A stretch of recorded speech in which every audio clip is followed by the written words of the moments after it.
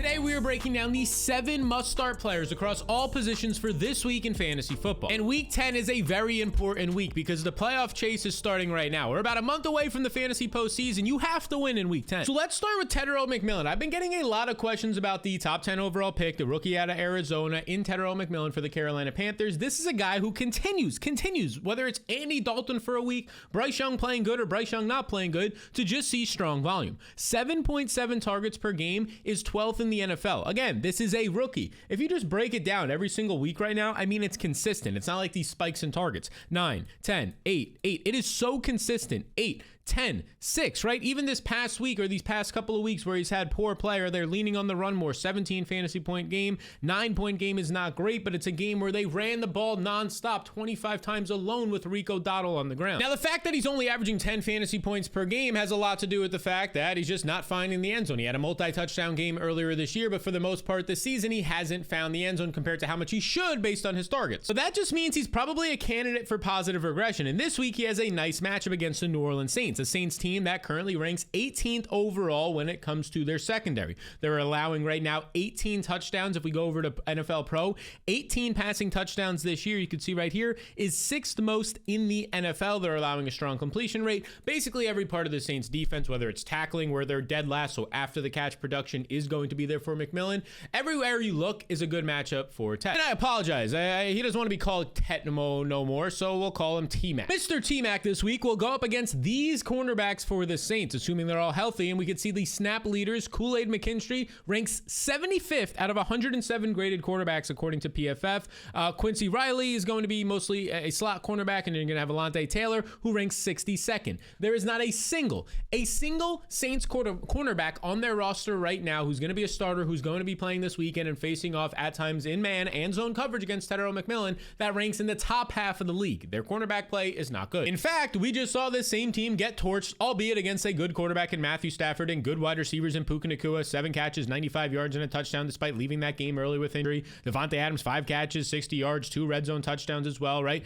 Even a rookie tight end, Terrence Ferguson, had 54 receiving yards for a guy who's been mostly quiet this year against that Saints secondary, those cornerbacks, even their linebackers when it comes to some of those zone coverages in the tight ends that we talked about. So it's a good matchup overall for Tetairoa McMillan. When you look at what the game environment is going to be, it's probably not going to be the greatest game environment. If you look at it right here, according to DraftKings Sportsbooks, our lovely partners DraftKings, you can see over-under of just 39.5. So not really expecting a lot of scoring here. The Panthers are 5.5 point favorites in this game. So we're going to probably have to see a lot of first half production, hopefully out of Tetairoa McMillan. But if indeed they are going to be leading by a touchdown, there's probably a decent chance that they're going to rely on their best players, Rico Dowdle, Tetairoa McMillan. So I have the Panthers rookie wide receiver, believe it or not, as of this recording, and we'll do a final update to the fantasy blueprint, all the rankings and flex plays for this weekend on Sunday. But as of right now, is a top 12 wide receiver on the week. Let's switch to the running back position, where now I want to talk about Kenneth Walker. Kenneth Walker, who, my, oh my, I get it. It's been frustrating. You probably drafted Kenneth Walker in the 4th round of your fantasy draft. And oh my goodness, if you did, it has been so frustrating. Because if we just look at his game logs, I mean, outside of the first couple of weeks where Zach Charbonnet was dealing with some injuries and Kenneth Walker had a long touchdown run and he was a top 10 running back in back-to-back weeks, basically since then, this last month has been rough. The last 4 games for him. 9 fantasy points, 4.7, 6.6, 8.1. During that stretch the past month, I mean, the guy is barely averaging 6.5 fantasy points per game. That's not great. And when you look at his most recent performance, you might come out here and be like, okay, he only had 11 carries. That's not all that encouraging this past week in a good matchup when they played with a massive lead against Washington. But the good thing was, played a season high 57% of the snaps. Even more importantly, he played a season high 57% of the snaps in a game where they led by 3 to 4 scores the whole time and they easily didn't have to have him out there. I bring that up because the narrative this season has been that they're trying to save Kenneth Walker because Zach Charbonnet has just been spelling him so Walker can stay healthy. And that's true, but this is the exact time where you actually unleash him. When you're down the stretch hoping to be a bye week in the real life playoffs, and for your fantasy playoffs, it means Walker could get some more usage. And the interesting thing is that you can see right here, the first 6 games of the season when Zach Charbonnet and Kenneth Walker played together, snaps inside the 5-yard line, it was all going to Zach Charbonnet. He had 14 carries inside the 5. He was their goal line back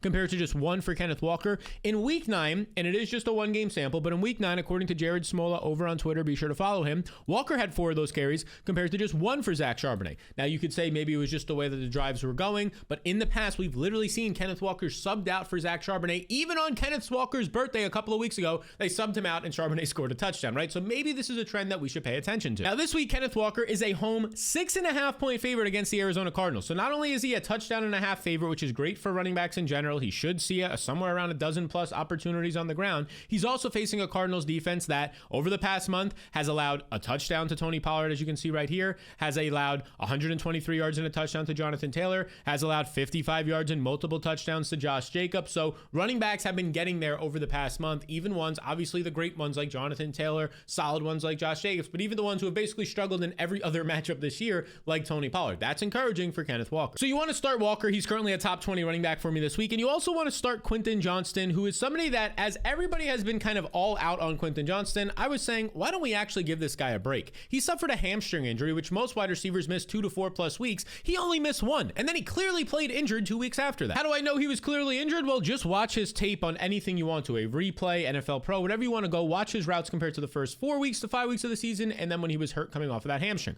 But this past week, he finally got going again. 4 catches, 53 yards, a touchdown. He had another nice fantasy performance of 15 plus fantasy points for you, and he looked like the version of the wide receiver we saw the first month of the season when he was actually a top 10 fantasy asset. It wasn't that long ago. It was literally just 4 weeks ago that he was producing 19.8 fantasy points per game on 9 targets per game and 84 receiving yards per game. Since then, in 4 games, including of which 2, 1 that he left early with a hamstring and 2 that he wasn't clearly fully back from, just 8.8 points per game on 30 receiving yards per game. He had a goose egg in one of those games, no yards as well. But I will say, obviously, Ladd McConkey, the first month of the season, wasn't going to keep producing that poorly, but Keenan Allen isn't producing like he once was. So I do think there is some room now for Quentin Johnston, especially downfield, to start to become a more consistent force like we saw in the first half of the year. And this is the perfect matchup to do it. He's taking on the Pittsburgh Steelers, who they rank number 1 right here, and that's not a good thing. They allow the most passing yards per game. 278.3 passing yards per game the Steelers are allowing right now. I mean, we've seen, even as recent as like the Jordan Love, Aaron Rodgers, the Packers Steelers game that they faced in Pittsburgh on Sunday night a couple of weeks ago, Jordan Love had like the best game of his career, arguably one of the best, against the Steelers defense, and then a week later he's struggling against the Panthers.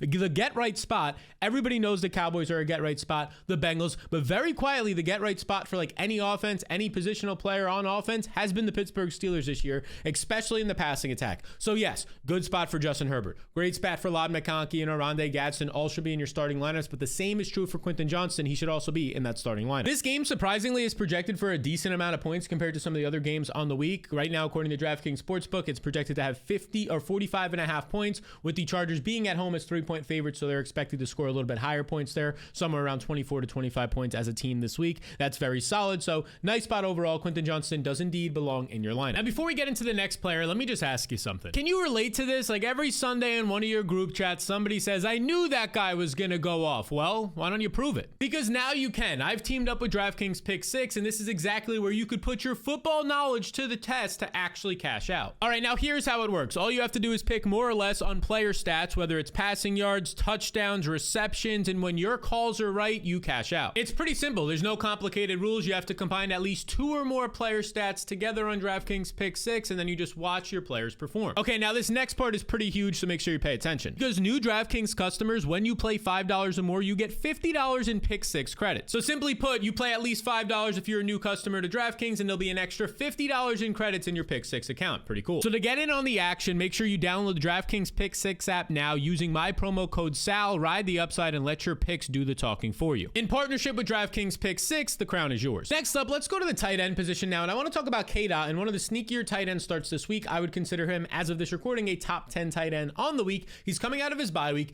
and basically over the last 2 years now, mostly last year and a little bit this year, when Chris Godwin and Mike Evans are out, which they're going to be out this week, K-Dot is a focal point for Baker Mayfield and the Bucs offense. We now have a 6-game sample the past 2 years where there's no Evans and Godwin, and in those games, K-Dot has averaged 8.5 targets per game and over 12 fantasy points per game. During that stretch, he's been a borderline top 5 fantasy tight end. And as I mentioned, so far this week, you can see the beginning of the injury reports on Wednesday. Who's on that list right now? Chris Godwin, the fibula, still not practicing. Bucky Irving, still not practicing out of the bye. The thoughts would be that maybe he would. And Mike Evans remains out for a very long time. So basically, it looks like the trend right now is that no Mike Evans, probably no Chris Godwin, and probably no Bucky Irving. Cade Otton's going to have to take on a lot of the responsibility in those short to middle parts of the field. And he's going to get to do it in a solid matchup. It's not a tough matchup. It's not a great matchup. It's just a solid enough matchup for a solid enough player, and I think that that's fine. He's taking on the New England Patriots, who currently allow 14th most passing yards per game, so middle of the pack team. They're also middle of the pack in touchdowns allowed, 224 passing yards per game, 15 touchdowns so far on the season. So just basically an average secondary. 11th overall in play according to PFF, so maybe from like a grade standpoint, they're slightly above average, but from what they've given up this year, they're a little bit below average. But the big thing here is that both these offenses, Drake May and the Patriots offense and Baker Mayfield and what's left of the Tampa Bay Bucks offenses and skill players, they could put up points. The total this week is one of the highest, the third highest. It's kind of bouncing around on some sites. It's like the second highest total on the week at 48.5 points.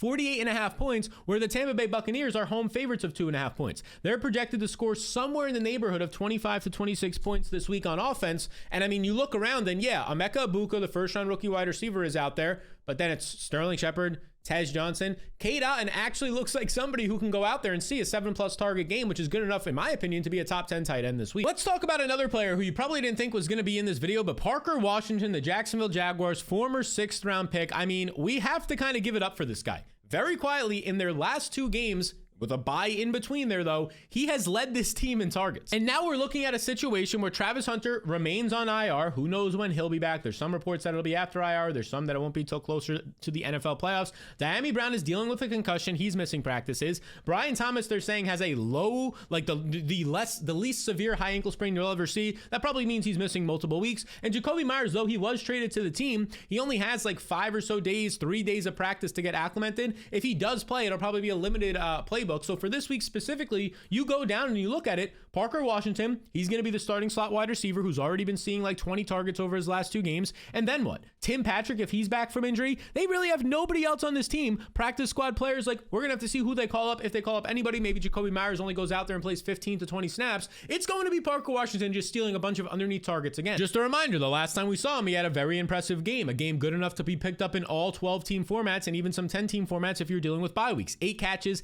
90 yards, 17 fantasy points in a PPR format. Clearly the number one option on this team, both from a receptions, production, and target standpoint. And now over his last 2 games, he's running 90% of the routes and leading the team with a 28% target share. Of course, during that time, Travis Hunter has been hurt. Brian Thomas has been hurt with both shoulder and now an ankle injury. But during this time, pretty clear favorite target for Trevor Lawrence has been Parker Washington. Even dating back to his rookie year in 2023, towards the end of that year, he was producing. Last year when called upon, he produced. And this year right now, he's producing in a major way. And we already have confirmation from Liam Cohen, the head coach, that Parker Washington will continue to operate from the slot, which means that when Jakobi Meyers is able to play, if it is this week in limited snaps, he'll be on the outside. That is very important because Liam Cohen, dating back to his years on other teams, whether it was Tampa Bay with Chris Godwin, whether it was years before that with the Rams and Cooper Kupp, Liam Cohen's offenses, I believe Wan'Dale Robinson in college as well at Kentucky. Liam Cohen's offensive, if you're out of the slot, you're a priority in this offense. That's why Parker Washington, in my opinion, is a player that has to be in your lineups this week. He's at least a flex option. Next situation we got to talk about is the Bears backfield. And basically the simple way to think about this is whoever is active for the Bears this week, start them. So if DeAndre Swift is active, start him, and Kyle Monangai is still a flex. If Swift is out, well, Kyle Monangai is a slam dunk play.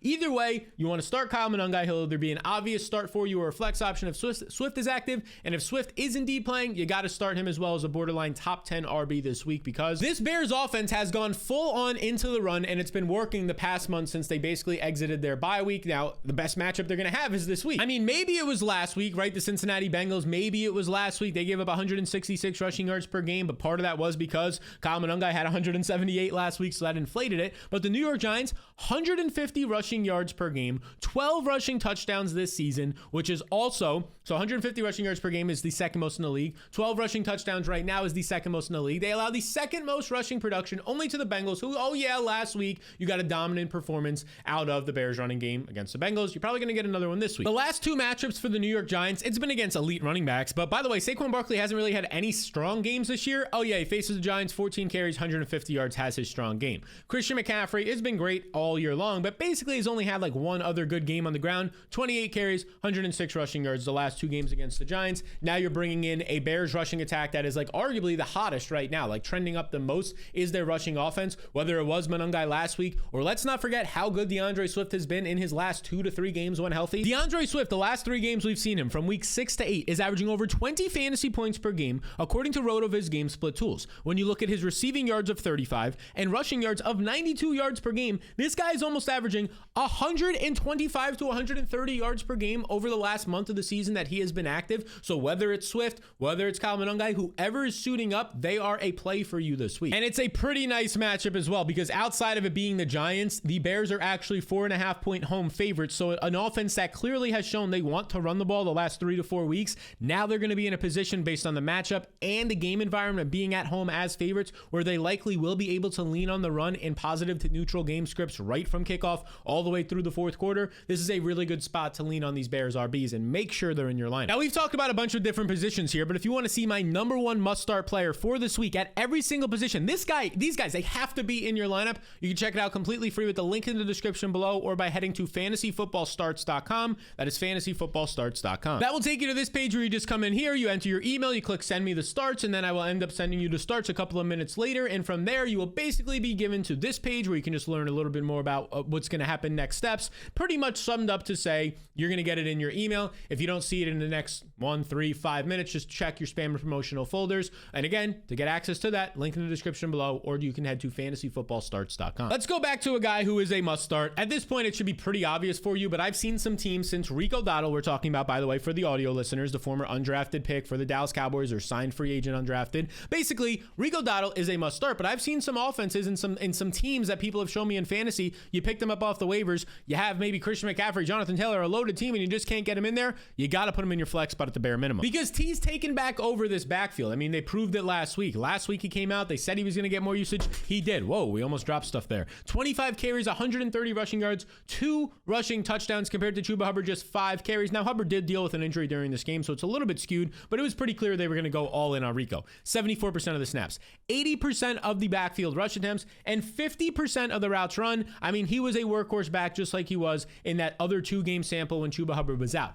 If you take that 2-game sample without Chuba Hubbard, and this week where he was basically operating as the workhorse in that 3-game sample, this is what Hubbard has done. This is what Rico Dowdle has done. He's averaging 26 carries, 173 rushing yards, and over 200 total yards during that 3-game stretch. Obviously, in that stretch, you could look at him and be like, yeah, this is a top 5 running back in fantasy. He should definitely be in my starting lineup. But there are some concerns, because on Wednesday this week, he was dealing with multiple injuries and didn't practice, but the head coach Dave Canales said, don't worry about it. We're just being safe with him. And then Thursday, Chuba Hubbard, or Rico Dowdle, I keep saying the wrong name, Rico Dowdle was able to return to practice, so it looks like he'll be good to go, so don't worry about that. Have him in your lineups if he's active. The beautiful thing about this is we started this video off with the Carolina Panther, Tetairoa McMillan, so yeah, we're saying to start both of them because of the matchup. The New Orleans Saints rank dead last in tackling right now. Have you seen Rico Dowdle last week in the weeks without Chuba Hubbard earlier this year? Have you seen him? What does the guy do? Breaks tackles nonstop. Whether it's in the middle of the field for an extra 15 yards, whether it's at the goal line to get into the end zone, all he does is break tackles.